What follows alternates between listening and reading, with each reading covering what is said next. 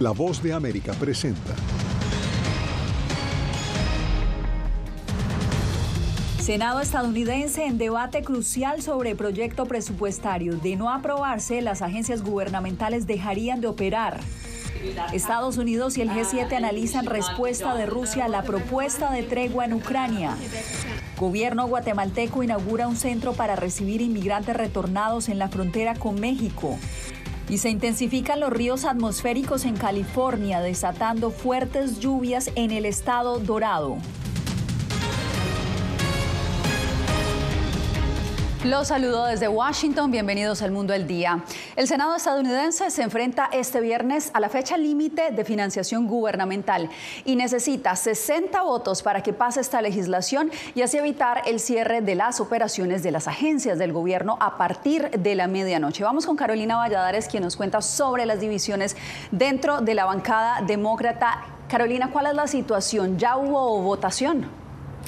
No, Jasmine, lo cierto es que enfrentamos una situación muy compleja aquí en el Senado de los Estados Unidos y es que la votación tendría que haber empezado hace horas y hablamos solamente de la votación de procedimiento, es decir, la votación en la que todos los senadores tienen que mostrar sus cartas y decir que van a votarse a favor o en contra. Por ahora sabemos, antes de esta votación, ya sabemos que al menos 3 senadores demócratas han dicho que se van a unir a los republicanos y votar a favor de esta legislación, pero faltarían 5 más. El argumento detrás de esta postura, que está liderada precisamente, es muy importante, por el líder de la minoría demócrata en la Cámara Alta, Chuck Schumer, es que es preferible evitar un cierre del gobierno federal porque causaría más daño a los estadounidenses, dicen, y también de esta forma evitar darle aún más poder al presidente Donald Trump. En el ala opuesta están no los centristas, sino el ala más a izquierda del Partido Demócrata, liderados por la líder del Comité de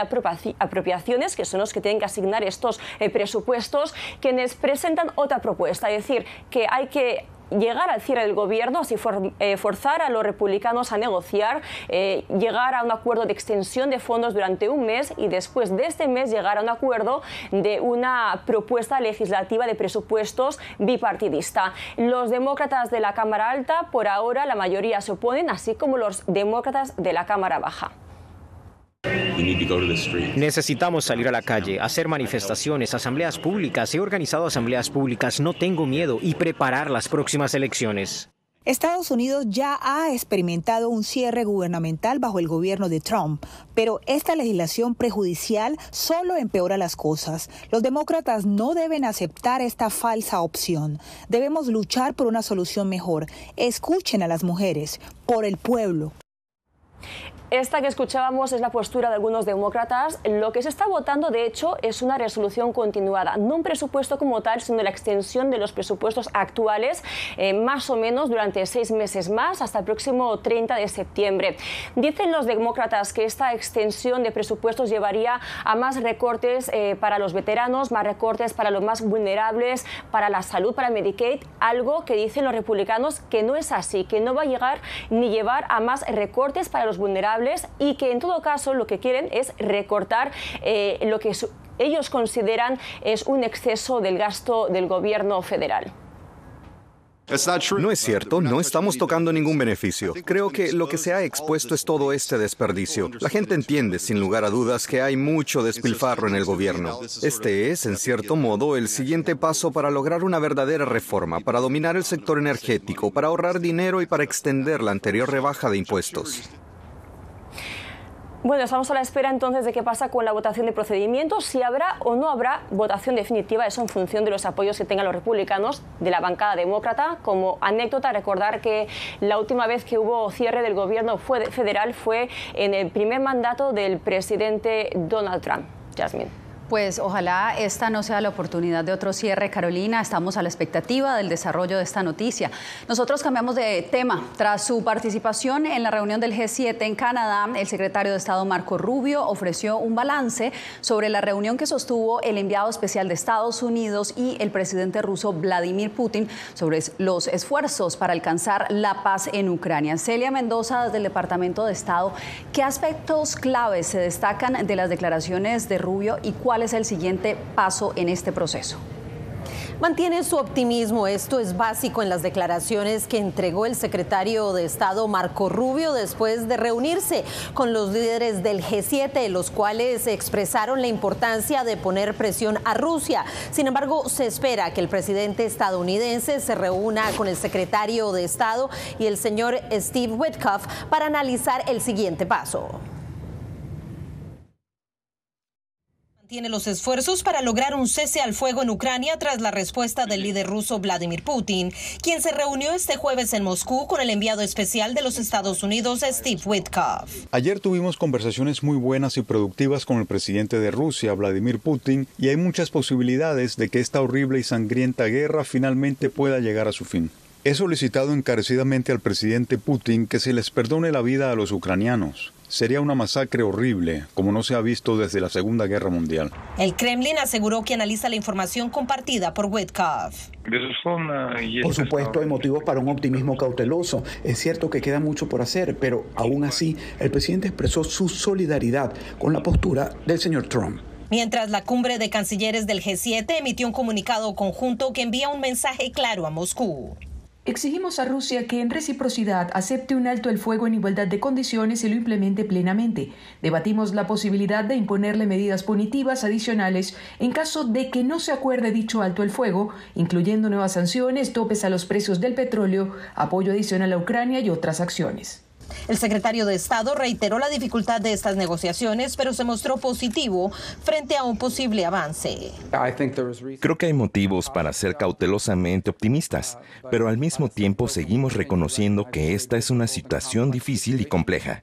No será fácil ni sencilla, pero ciertamente sentimos que estamos al menos un paso más cerca de poner fin a esta guerra y lograr la paz, aunque aún queda un largo camino por recorrer. Por ahora no se ha dado a conocer cuándo se podría firmar el acuerdo de minerales, que es fundamental de acuerdo a Estados Unidos y propuesto desde luego por Ucrania para que se establezcan medidas y condiciones de seguridad. Mientras tanto, se espera que la próxima semana puedan seguir estas conversaciones que eventualmente el gobierno estadounidense espera puedan llevar a que 2 delegaciones de cada uno de estos países se puedan sentar a la mesa. Le agradecemos a Celia Mendoza. Bien, y las redadas migratorias han modificado la vida cotidiana en un barrio hispano de Nueva York. Despidos de inmigrantes y padres de familia temerosos de enviar a sus hijos a la escuela. Esto es lo que nos reporta Ángela González. Esta madre, que prefiere no dar su nombre, camina apurada. Es hora de recoger a su hijo en una escuela del barrio Corona en Queens, Nueva York. La verdad, yo solo vengo a retirar al niño y no tengo miedo. El incremento de redadas por parte del Servicio de Inmigración y Control de Aduanas ha alterado la cotidianidad de este vecindario. En la escuela, maestros y personal le han reafirmado los derechos a los padres de familia. Eso sí pasaron ahora que días como un bofeto, una carta explicando si algún agente la hizo para uno, pues qué hacer. Sí, pero es que a veces se filtran informaciones y eso es como que la gente también tiene miedo de eso. Que no tengamos miedo. No hemos hecho nada de mal. Según datos del último censo en Corona, Queens, la población hispana alcanza un 75% en promedio. Los cambios son latentes. Sí, he sentido más como menos gente en el comercio ambulante. Javier dice que los empleados indocumentados están siendo despedidos. Sí, una persona nos ha tocado despedir. Incluso hay un compañero que despidió a su trabajador porque no tenía papeles. Y él le dijo que no quería meterse en problemas porque no tenía socia, no tenía sus papeles. Entonces que tenía miedo que llegaran a su local y le pasara algo a él. Para este activista, las redadas tienen un impacto positivo. Había muchos borrachos, había peleas, se apuñalaban, peleaban con la policía, peleaban entre ellos con niños en sus carritos. Era una cosa negativa. Ahora lo vemos, el cambio es positivo, pero ahora se ve el cambio que estamos diciendo, oh, esto sí aparece en Estados Unidos. Ángela González, Voz de América, Nueva York. Y en Guatemala, el gobierno anunció la construcción de un nuevo centro para recibir a migrantes deportados en su frontera terrestre con México. Eugenia Sagastume nos explica cómo funcionará. Una mejor atención y protección a los migrantes deportados es el objetivo de un nuevo centro para retornados que fue anunciado por el gobierno de Guatemala y autoridades de la Organización Internacional para las Migraciones. El representante de la Casa del Migrante en Tecumumán, San Marcos, asegura que quienes llegan deportados desde México vía terrestre se enfrentan a muchas dificultades. Hay un sinfín de redes de personas que están pensando es poder sacar provecho y sacar dinero a los que llegan aquí y no son de aquí.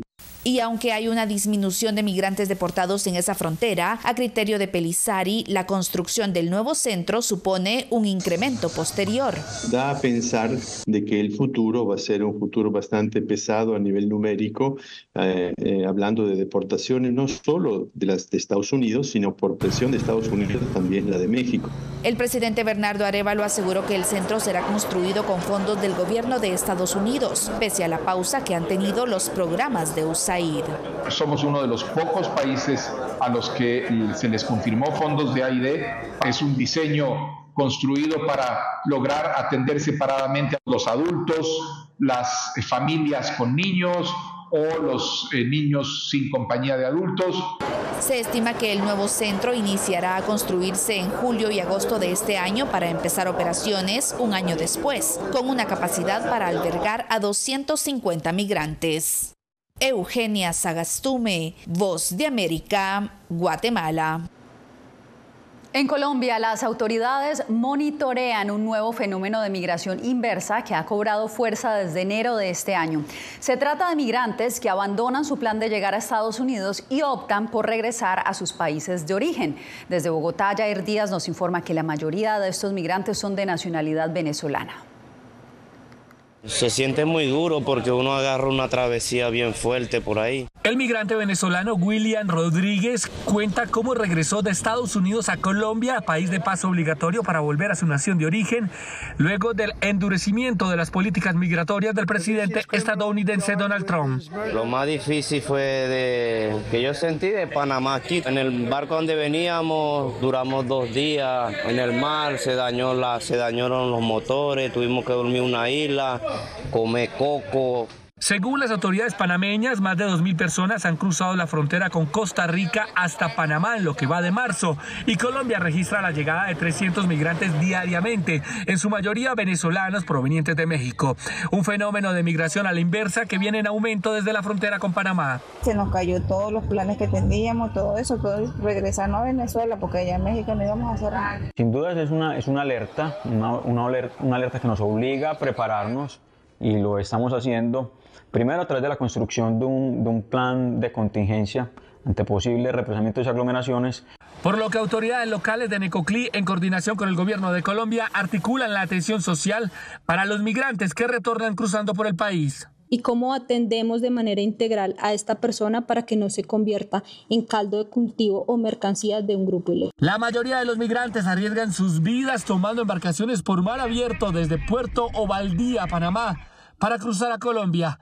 Jair Díaz, Voz de América, Bogotá. Esta semana Los Ángeles ha enfrentado intensas lluvias como parte de una serie de tormentas relacionadas con el aumento de ríos atmosféricos. Alex Segura nos informa que un nuevo estudio revela que estas corrientes de humedad son cada vez más grandes, lo que generan precipitaciones más fuertes. Estas imágenes del río Los Ángeles durante una de las últimas tormentas que recibió la ciudad californiana fueron compartidas por un usuario en la plataforma X. La causa principal, según científicos, son los ríos atmosféricos, corrientes de humedad que viajan desde los trópicos hasta la costa oeste de Estados Unidos. Descubrimos que en las últimas décadas han comenzado a crecer en tamaño y a transportar más humedad en comparación con principios del siglo XX. La cantidad de humedad que transporta un río atmosférico puede estar relacionada con la cantidad de precipitación que puede producir. Según el estudio liderado por la doctora Henny y publicado en el Journal of the Atmospheric Science, estos sistemas meteorológicos han crecido entre un 6 y un 9% en tamaño desde 1980, lo que significa más tormentas como la que vive California ahora. El fenómeno ha generado advertencias de inundaciones en varias zonas del estado este viernes y la investigación apunta a que sea cada vez más recurrente. Creo que un área en la que la investigación podría ser beneficiosa es el estudio de las inundaciones y su recurrencia, ya que a medida que el clima se calienta, los eventos extremos serán más frecuentes en algunas zonas. Las autoridades han instado a los residentes a prepararse para más tormentas en las próximas semanas, ya que las condiciones meteorológicas sugieren que esta temporada podría ser una de las más lluviosas en años recientes. Esta es una tormenta más fuerte del Pacífico, con un río atmosférico y aire mucho más frío. Esto genera precipitaciones generalizadas y viento. Las lluvias aquí en Los Ángeles esta semana han inundado calles y han generado advertencias de posibles crecidas en algunas zonas. Las autoridades recomiendan a los residentes que estén pendientes de los pronósticos y que tomen las precauciones necesarias para este fin de semana. Alex Segura, Voz de América, Los Ángeles, California. Al volver, Florida despliega medidas de seguridad en puntos turísticos en la antesala del receso primaveral.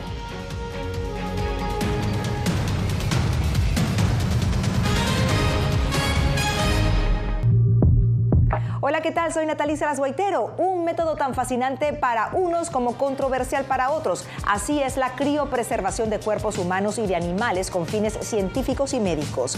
Les contamos cómo es la situación aquí en Estados Unidos. Los pondremos también a bailar al ritmo de Cuba con Buenavista Social Club, que llega a Broadway. Y si está buscando aventuras, quizás un paseo en camello sea lo suyo. Les contamos en Visión 360 de La Voz de América. Soy Néstor Aguilera, corresponsal de La Voz de América en el Ecuador. Informar sobre la realidad de un país exige una alta dosis de responsabilidad periodística, más aún cuando las noticias evolucionan a cada instante. Aquí en La Voz de América encuentras noticias veraces, precisas y balanceadas, valores profesionales que me motivan a trabajar día a día para informarte de manera profunda sobre los temas que más impactan tu vida diaria. Porque en La Voz de América, la prensa libre importa. Se nos acabaron las esperanzas, muchachos. Dos venezolanas que dejaron atrás las dificultades de su patria derrumbada. Ahorita me veo como que aquí no puedes estar y aquí tampoco puedes estar. Ahora se enfrentan a la xenofobia, la soledad y la falta de oportunidades en un nuevo país donde viven atrapadas en un limbo. En ningún lugar, una historia de lucha y desarraigo. Ahora, en todas las plataformas de La Voz de América. Hola, soy Oscar Ortiz Barahona, corresponsal La Voz de América. Ser La Voz de América desde Honduras me permite conectarme con todos ustedes, nuestras audiencias en todos los países del continente, ofreciendo información veraz sobre los temas que más te impactan. Honduras y los Estados Unidos han ejercido labores humanitarias, más de 40 viviendas. Desde perspectivas humanas y con base en hechos, te informamos para que seas tú quien formes tu propia opinión, porque en La Voz de América, la prensa libre, importa.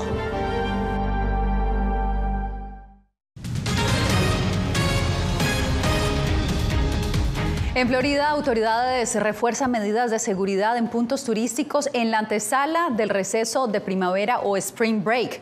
José Pernalete nos adelanta que ya se han establecido severas medidas para evitar desmanes. Toques de queda, cierre anticipados de algunos espacios públicos y restricciones de venta de alcohol son algunas de las medidas que serán implementadas en lugares de potencial concurrencia durante estas vacaciones de primavera o Spring Break.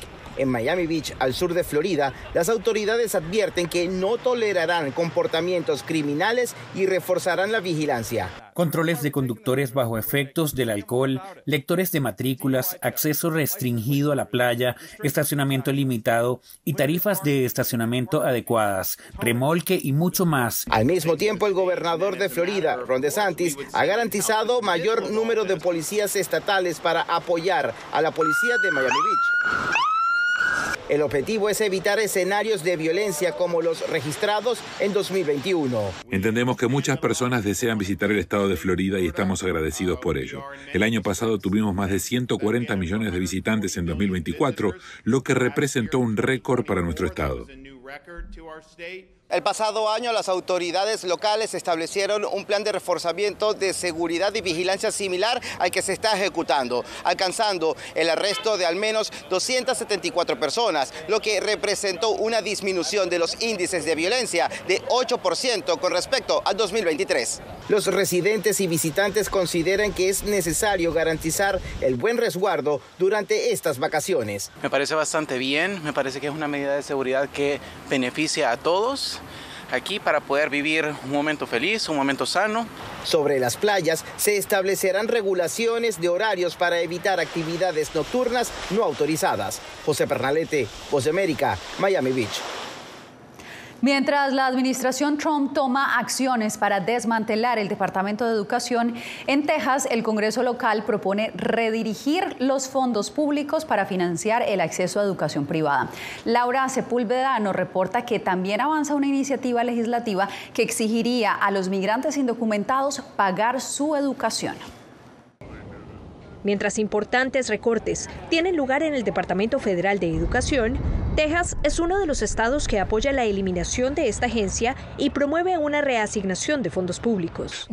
No debemos interferir con el vínculo entre padres e hijos. Debemos fortalecerlo, empoderando a los padres para que elijan la escuela más adecuada para sus hijos. A partir de abrir la posibilidad de que fondos públicos sean destinados a cubrir costos de educación privada. Este proyecto de ley incluye ciertos gastos educativos, entre ellos inscripción, pagos a escuelas privadas, cursos de doble crédito, capacitación para certificaciones y programas de prekinder de alta calidad. Texas desde 2022 no actualiza públicamente la calificación de los colegios ante múltiples demandas que hay respecto al acceso a esta información. La Federación de Maestros del Estado cuestiona los criterios existentes de evaluación, factor que podría ser determinante para los padres al decidir el siguiente paso educativo de sus hijos. Incluso si se publicaran las puntuaciones, no estoy seguro de que supiéramos con certeza dónde estamos, porque se están midiendo los aspectos correctos y los estamos haciendo adecuadamente. Nuestro sistema está configurado para medir aspectos que, en mi opinión, contribuyen más a facilitar nuevos contratos adicionales para exámenes en línea, nuevos proveedores de computadoras, etcétera, que ayudar a profesores, padres y estudiantes a evaluar el estado de sus alumnos. Entre tanto, el Congreso local avanza el proyecto de ley HB 160 que intenta revertir a quienes carecen de documentos para estar legalmente en el país la posibilidad de recibir cualquier tipo de ayuda económica educativa. A la fecha, según datos del Foro Nacional de Migración, cerca de 57,000 estudiantes indocumentados o con beneficio de DACA reciben dicho apoyo para acceder a educación superior en el estado. Laura Sepúlveda, Voz de América, Austin, Texas. Regresamos en breve con información de Latinoamérica porque hay expectativa en torno al más reciente préstamo de El Salvador en el Fondo Monetario Internacional. Les contamos a qué se debe.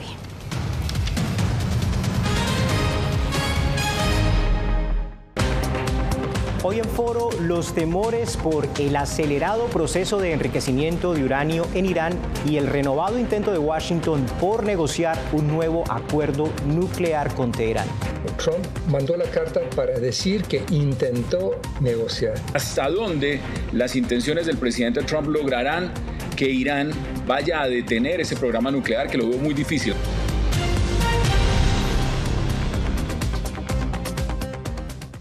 Fui detenido con acusaciones de traición a la patria y luego fui sentenciado y condenado a 13 años de prisión. Es una sensación totalmente inhumana, es una sensación como de estar muerto en vida realmente.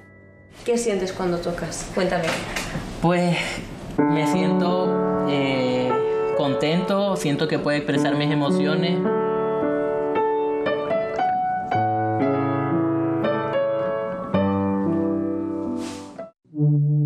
¿Cómo decidió este grupo de hombres no acabar con la civilización? Presentamos De Yalta a Malta, una serie documental que analiza las relaciones y amistades entre los líderes de la Guerra Fría. Cómo interactuaron, cuándo se conocieron y llegaron a discutir el destino del mundo. Es un lado de la historia que usted necesita ver. De Yalta a Malta. Vea los 5 episodios ahora mismo en VOA+.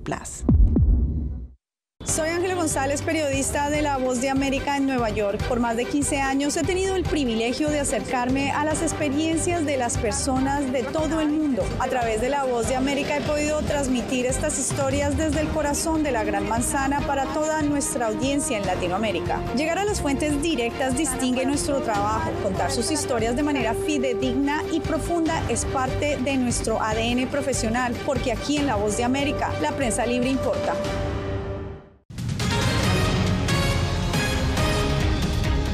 En El Salvador crece la expectativa por el préstamo de más de 1.400 millones de dólares solicitado por el gobierno al Fondo Monetario Internacional.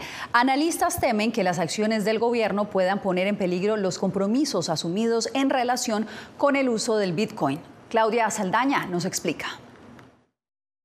Algunas de las medidas que acordó el gobierno con el FMI le obligan a retroceder en el proyecto Bitcoin para lograr el desembolso de más de 1.400 millones de dólares. De hecho, cuando uno revisa el documento del Fondo Monetario, todos estos elementos no están ni siquiera en las exigencias del fondo, sino en el acuerdo de entendimiento del gobierno. Los compromisos del gobierno incluyen la eliminación del Bitcoin como moneda de curso legal, privatizar la billetera Chivo y no comprar más Bitcoin. Esta parte de Bitcoin, casi todo ha quedado programado en el año 2025, o sea, liquidar el archivo wallet, que el gobierno no invierta más, no use fondos públicos en Bitcoin. Y rápidamente se va a notar si ha seguido acumulando Bitcoin o no. A pesar del compromiso que limitaría a acumular más Bitcoin, las compras no se han detenido. El FMI confirmó a La Voz de América que hará una primera revisión del cumplimiento en junio de este año. No se detiene. Si no se detuvo cuando el mundo nos rechazó y la mayoría de los bitcoiners nos abandonaron, no se detendrá ahora y no se detendrá en el futuro. Para los analistas, esto pondría en riesgo la credibilidad del cumplimiento del gobierno. Hay señales encontradas, ¿verdad? Por un lado se está haciendo el ajuste fiscal, pero hay señales confusas también, porque precisamente una de las condiciones del fondo era no seguir dotando las cuentas con Bitcoin. A la fecha, el gobierno tiene más de 6.100 Bitcoins en sus reservas. La Voz de América buscó una reacción del gobierno sobre las compras recientes, pero al cierre de esta nota no hubo respuesta. Claudia Saldaña, Voz de América, San Salvador. Usted no le cambie, tenemos más información al volver. Nunca pensé pasar 2 años y 7 meses en la prisión por nada más pensar diferente a las autoridades de Nicaragua.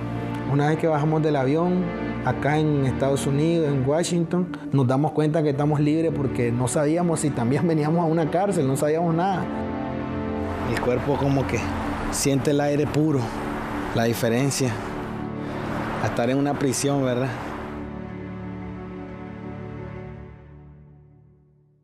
Soy Jacopo Luzzi, reportero de La Voz de América aquí en Washington, D.C. Ya sea informando desde el Capitolio, desde la Casa Blanca, cubriendo el impacto del cambio climático, el impactante tema migratorio, o subir en un avión y cruzar medio mundo para estar en el lugar de la noticia con la información precisa y veraz, este es mi compromiso como periodista. Un compromiso de vida profesional que comparto con ustedes, porque en La Voz de América la prensa libre importa.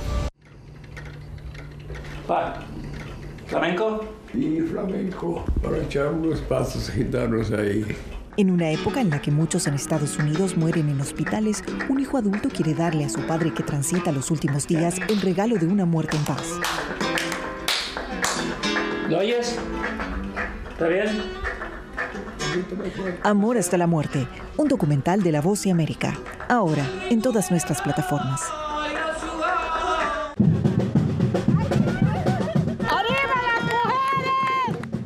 Nos dicen, ustedes son unas mujeres chingonas, tirándose en el campo y además descalzas. Tenemos 5 dedos y los hombres también tienen 5 dedos. Si los hombres pueden, ¿por qué nosotros no podemos?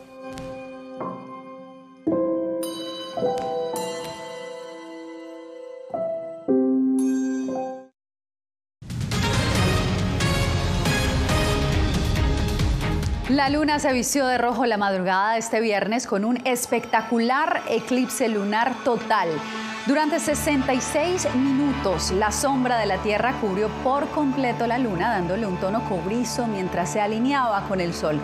Allí están las imágenes, algunas de ellas nos llegan desde El Salvador, pero les cuento por qué se ve roja, porque el Sol, la Tierra y la Luna se alinean proyectando la sombra terrestre sobre la Luna y tiñéndola de ese característico color rojizo conocido por algunos como luna de sangre. El eclipse fue visible en gran parte de América del Norte, del Sur, así como en algunas zonas de África, Europa, Australia y Japón.